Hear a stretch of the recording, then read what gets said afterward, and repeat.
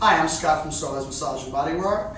This is Marathon Matt Forsman, one of the coaches that we use for training for marathons, half marathons, and today we're going to show you, using Matt as a model, how to stretch the calf. And one of the things that we find is that when people stretch their calves, even runners that have been doing it for a long time, they very often don't stretch it completely. They're actually stretching it wrong. And what I'm going to show you today is how the calf actually works. So there's a number of muscles in the calf that are deeper, but there are two sections of muscles. There are muscles that cross the knee, and there's muscles that don't cross the knee, that attach to the top of the tibia, right in here.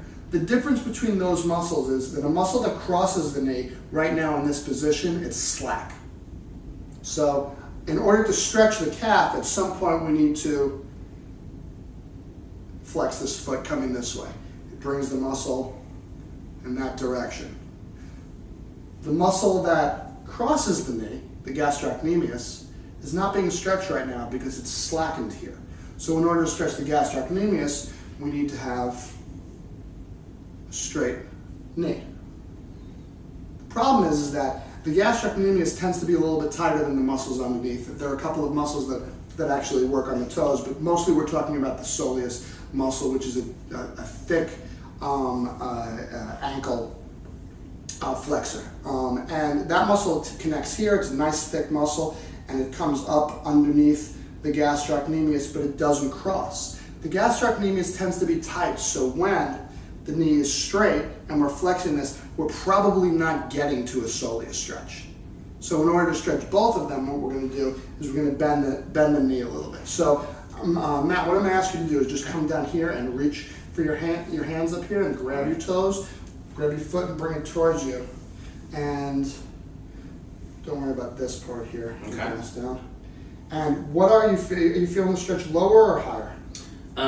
Right now I would say I'm feeling it mostly lower. Okay, that tends to be with a place where you feel a soleus stretch. The gastrocnemius stretch, why don't we do that here, and I'll do it for you actually. So keep that straight and I'll bring this in. You're feeling that? That's higher. That's higher, Yeah. Okay. So you're just feeling them in different places, but you need to do both stretches in order to get a full stretch on the calf.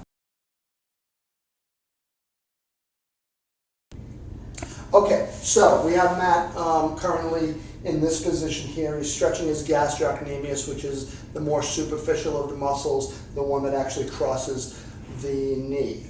His knee is straight, you can notice. It's not bent at all. And what I have him doing is I have him pressing up against the wall, getting down in his torso here, and his heel is not actually touching the ground. And Matt, what I'm going to have you do is I want you to just reach your heel, not down, but towards the wall behind you. And that's going to really give you a nice deep stretch. And where do you feel that? I feel that more in the lower calf. Okay.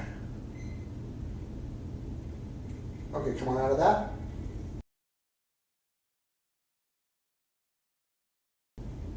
Great.